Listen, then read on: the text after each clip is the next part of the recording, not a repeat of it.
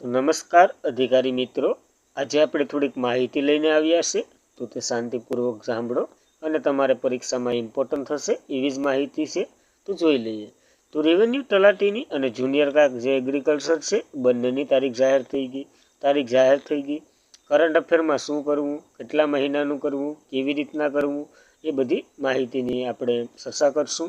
અને સિલેબસ પૂર્ણ નથી થયો તમારો, શું કરવું હવે કંઈ સમજાતું નથી, ઘણા મનમાં વિચારો આવે, તો એ બધા વિચારોને ઘડીક શાંતિ રાખો, એટલે કે શાંત કરો અને આપણે આ ક્લાસ અથવા તો જે વિડીયો ઇમ્પોર્ટન્ટ માહિતી તમારા માટે લાવ્યા એની શરૂઆત કરી દઈએ. જો બંને તારીખ જાહેર કરી દીધી. રેવન્યુ તલાટીની પ્રાથમિક કસોટી 14/9/2025 બપોરે 2 થી 5 કલાક દરમિયાન લેવાની છે. 200 માર્કનું પેપર છે. એવી જ રીતના એગ્રીકલ્ચરવાળાએ પોતાની જુનિયર ક્લાર્કની જે ભરતી છે એની તારીખ જાહેર કરી દીધી. 21/9/2025 સંભવિત તારીખ છે. તો એ આપણે આ જ તારીખ માનીને હાલવાનું, કારણ કે એગ્રીકલ્ચરવાળાએ તો જો 3 કલાકનો ટાઈમ આપ્યો, તો બંને પેપરો ભેરા લેવાય અને લેવાશે એવી શક્યતા છે, કારણ કે 60 મિનિટ આ પેપરમાં અને 120 મિનિટ ઓલિયા પેપરમાં. તો એવી રીતના આખો દી પેપર હશે એવી માહિતી છે. તો એ બધી માહિતીને ધ્યાનમાં લઈ હવે પ્રશ્ન એવો આવે, કરંટ અફેરમાં શું કરવું. તો વધારે ટાઈમ તમારો આમાં નહીં બગડે, ખાલી ઇમ્પોર્ટન્ટ માહિતી છે એટલા માટે જ લઈને આવ્યો છું. તો કરંટ અફેરના મુદ્દા બંનેમાં 6 નંબરનો છે. પ્રાદેશિક, રાષ્ટ્રીય અને આંતરરાષ્ટ્રીય કક્ષાની મહત્ત્વની સાંપ્રદાયિક ઘટના. તો જે આપણે ભણાવ્યું એ કરો તો ઇમ્પોર્ટન્ટ. તમારી મેરે કોઈ મેગેઝિન છે તો એ કરો તો ઇમ્પોર્ટન્ટ, કારણ કે બધી કરંટ અફેર એને એ જ હોય. આખા યુટ્યુબમાં અથવા તો જે તમારા ક્લાસમાં બધી ભણાવતા હોય એ આપણા હારે સરખાવી લેવું. કોક મુદ્દો એવો હોય જે મને ઇમ્પોર્ટન્ટ લાગ્યો ન હોય, એને ઇમ્પોર્ટન્ટ લાગ્યો હોય તો એને લીધો હોય. એ પ્રશ્ન આવી શકે, ન આવી શકે. આમાં સમજી લો ને કે 70% જેટલો ક્લાસ કવર થાય. આપણે પોલીસ કોન્સ્ટેબલમાં જે પેપર સોલ્યુશન કરાવ્યું કરંટ અફેરનું, PSIનું કરાવ્યું, એ બધીમાં જોઈ લો ઘણા મુદ્દા એવા જ હતા કે જે તમે ન જોયા હોય અથવા તો મારા ધ્યાનમાં ન આવ્યો હોય. પણ મોટાભાગનું કરંટ અફેર 70 થી 75%, આગળ તો એટલું જ કમ 70 થી 75%, કારણ કે 80% જેટલું કવર થઈ જાય. પણ આપણે એટલો બધી લાલચ બુરી બલા હે એટલા માટે, એટલે થોડુંક જીવવું અને સારું જીવવું એની ઘોડે છે. કેટલા મહિનાનું કરવું આ સૌથી મોટો પ્રશ્ન થાય, અને કેવી રીતે કરવું એ બંને સવાલો આપણે જોવાના છે. કેટલા મહિનાનું કરવું ને એની વાત આવે ને તો મોસ્ટ ઓફ 6 મહિનાનું કરવું, તમારી મેરે ટાઈમ હોય તો. પણ હવેથી તમે શરૂઆત કરવાના હોય અથવા તો આ વિડીયો જોઈને શરૂઆત કરવાના હોય તો 4 મહિનાનું જોવું, અને છેલ્લા 2 મહિનાનું મોસ્ટ ઇમ્પોર્ટન્ટ તમને ટોપિક લાગતા હોય ને એ રિવિઝન કરવા અથવા તો એને જોવા, કારણ કે બધું ન જોવાનું છેલ્લા 2 મહિનામાં. અને કરવું કેવી રીતના તો સમજી લો, આ સપ્ટેમ્બર હાલે તો ઓગસ્ટ કમ્પ્લીટ થઈ ગયો. તો ઓગસ્ટથી શરૂઆત કરવાની. ઓગસ્ટ લેવાનો, એના પહેલાંનો મહિનો લેવાનો, એના પહેલાંનો લેવાનો, એ ટોટલ તમારે માર્ચ સુધી પૂગવાનું છે. એવી રીતના 6 મહિનાનું કવર કરો તો માર્ચ સુધી પૂગો. એની પહેલાંનું કવર કરો તો એમાંથી 2 મહિના એટલે માર્ચ, એપ્રિલ ને મે સુધી તો કમ્પ્લીટ તમારે કરંટ અફેર કરવું જ પડે, ગમે એ એક્ઝામ હોય. છેલ્લા 6 મહિનાનો ટાર્ગેટ રાખવાનો અને થોડોક પોતાની ઉપર એ વિશ્વાસ રાખવાનો, કારણ કે પેપર તમારે ભરવા જવાનું છે. વિશ્વાસ હે ને તો કિસ્મત સાથ દેહે, કારણ કે આ અનુભવ છે એટલા વર્ષનો, તો એ પહોંચવું. તો કેવી રીતના કરવાનું તો પહેલાં ઓગસ્ટનું ઉપાડવાનું, પછી એનું તો જો ઓગસ્ટને ટાર્ગેટ રાખવાનું, પહેલાં ઓગસ્ટનું કરી લેવું કમ્પ્લીટ. ઓગસ્ટનું કમ્પ્લીટ થઈ જાય, સપ્ટેમ્બરનું આગળ નહીં જોવું તો એ હાલશે. ઓગસ્ટનું પહેલાં કમ્પ્લીટ કરી લેવાનું. પછી તો કે જુલાઈને ધ્યાનમાં લેવાનું, જુલાઈ થઈ જાય પછી જૂનને ધ્યાનમાં લેવાનું, જૂન થઈ જાય પછી મેને ધ્યાનમાં લેવાનું. જો છેલ્લા 4 મહિનાનું કરવું હોય તો આ તો કમ્પ્લીટ જ કરવાનું છે મે સુધી. તો મે સુધી કમ્પ્લીટ થઈ જાય પછી એપ્રિલના અને જે માર્ચના મહત્ત્વના મુદ્દા આવે ને એ મહત્ત્વના મુદ્દા આપણે બેને ઉપાડી લેવાના. એટલે એવી રીતના 6 મહિનાનો ટાર્ગેટ રાખવાનો.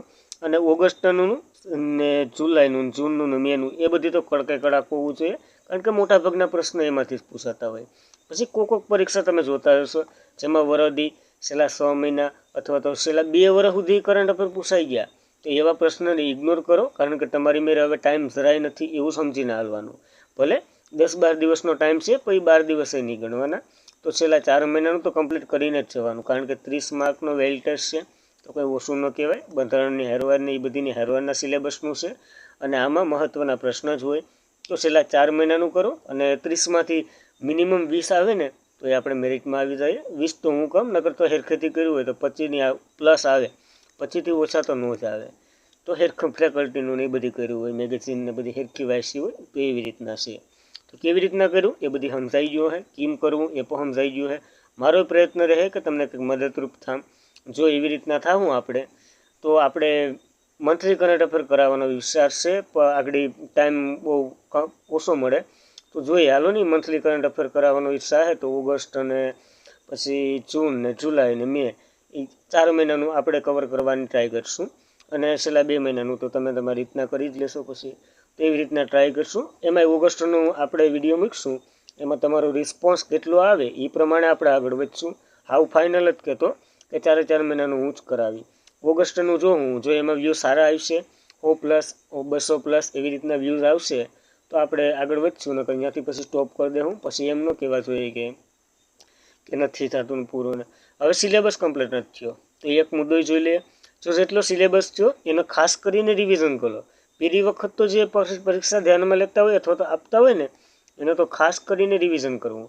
બીજી વખત કે ત્રીજી વખત કે ચોથી વખત કે સમજી લો કે આમાં વરા વહી ગયા હોય તો એ લોકો એ રિવિઝન કરો। હવે કંઈક નવું શીખવાની ટ્રાય ન કરતા, કારણ કે હવે તમારા હાથમાં દિવસો નથી। જેટલું આવડ્યું ને એને પરફેક્ટ બનાવો અને એમાંથી જે પ્રશ્ન આવે ને એ જોવાનો જોઈએ, એટલું ધ્યાનમાં રાખી અને કરો। કારણ કે ઘણી એકેડેમીવાળાએ અત્યાર સુધી સિલેબસ કમ્પ્લીટ નથી કરાવ્યો। મારા ધ્યાનમાં છે 2-3 નામ તો ન લેવાય, તો એવી રીતના ને તમારા ધ્યાનમાં હોય તો કોમેન્ટ કરજો। આપણે કોઈની બુરાઈ નથી કરતા, પણ પબ્લિકને ખબર પડે એમ, બીજો કંઈ વાંધો નથી। તો સિલેબસ પૂર્ણ નથી થયો કારણ કે એકેડેમીવાળાએ હવે 4 અને 5 લેક્ચરને એક દીમાં ગોઠવશે અને એવી રીતના પ્રેશર તમારામાં વધશે, પ્રેશર વધશે। હવે તમે નવું જાણવા માટે કાયમીના એટલું ટોસલ લેવો અને બધી આ પરીક્ષા આ ટાઈપની જ હોય, તો ખાસ કરીને જેટલું પૂર્ણ થયું ને એને રિવાઇઝ કરો એવી મારી તો સૂચના છે। પછી તમને જેમ ઠીક લાગે એમ। અને ખાસ કરીને શું કરવું એ નથી સમજાતું તો પોતાની ઉપર વિશ્વાસ રાખો, તમારા મા બાપ ઉપર વિશ્વાસ રાખો, તમારા જે કુળદેવ હોય જેને તમે માનતા હોય એની ઉપર વિશ્વાસ રાખો અને વિશ્વાસ રાખીને પેપર આપવા જશો તો 5 થી 10 માર્કનું તમારે ફેર પડશે। કારણ કે નેગેટિવ મારે સિલેબસ કમ્પ્લીટ નથી થયું ને પૂછવું નથી થયું ને ઓલું નથી થયું ને આ નથી થયું ને એવા બધી વિચારથી રહો ને તો હાવ જેટલા આવતા હોય ને એમાંથી ઓછા આવશે। તો આ 5 થી 10 માર્કનો જે ફાયદો થાય એવો બેનિફિટ જ કરાય। તો પોતાની જાત ઉપર વિશ્વાસ રાખજો, કારણ કે તમે આ ફિલ્ડમાં ઉતર્યા તો કંઈક વિશ્વાસ, પછી વિશ્વાસ પ્લસ કિસ્મત ને મહેનત ને બધી ભેરું થઈને નોકરી મળે, એમને તો કંઈ નોકરી ન મળે। તો એવી રીતના આખી જે ક્રોનોલોજી છે ને એ ટાઈપનું કંઈક હોય છે। કિસ્મતમાં તમે માનતા હોય ન માનતા હોય, જો ભાઈ આપણે તો માનીએ 50% બેયને આપીએ, 50% મહેનત અને 50% કિસ્મત બે ભેરી થાય ને તો જ મળે। નકર આમાં જો કિસ્મત કેમ નડે આપણે તો કે જે વાંચ્યું હોય એ ન પૂછાય, એ કિસ્મત નડી, બીજું આમાં કંઈ અલગ હોય નહીં કે આમ થયું ને એવું કંઈ ન હોય। તો ખાસ પોતાની જાત ઉપર વિશ્વાસ રાખજો, પોતાની ઉપર વિશ્વાસ રાખજો, પોતાના મા બાપની ઉપર અને જેને માનતા હોય એની ઉપર વિશ્વાસ રાખી અને પેપર આપવા જજો। આજથી ઓલ ધ બેસ્ટ બે એક્ઝામો માટે, અને બનતી કોશિશ કરી તમારાથી તમારી જે કરંટ અફેરના ક્લાસની ને વિડીયોની જે બનતી કોશિશ થાય એટલી કરી ફાઇનલ જ કહેતો, એ પણ તમારો રિસ્પોન્સ કેવો હોય ને એની ઉપર આગળનો વિડીયો વધશે, તો એ પણ ધ્યાનમાં રાખવું। તો આજના માટે એટલું જ હતું। ખાસ કરીને મિત્રો ચેનલ ઉપર નવા હોય તો ચેનલને સબસ્ક્રાઈબ કરી લેવી, વિડીયો પસંદ આવે લાઇક કરવો, શેર કરવો અને તમારા મિત્રો સુધી અવશ્યથી પુગાડવો। કારણ કે ઘણા તો ટ્રેસમાં જ અડધા થઈ જાય, તો પરીક્ષાઓ તો ઘણી આવશે, આ નહીં તો આનો ભાઈ બીજો, આ નહીં તો આની બેન બીજી ને એવી રીતના, તો એ ટાઈપની કંઈક માહિતીથી પોઝિટિવ એનર્જીથી પરીક્ષા આપવા અથવા તો પેપર આપવા જશો। તો બસ આજના માટે એટલું જ હતું। ખોટા નેગેટિવ વિચારો મનમાં ન ભરતા, નકર આ જે દિવસો બાકી છે ને એમાંય કંઈ નહીં થાય, એ પણ ખાસ કરીને, અને જે થવાનું હશે એ થઈને જ રહે, આપણે હે કે નહીં હોય કંઈ ફેર નહીં પડે। તેના માટે ખાસ આભાર।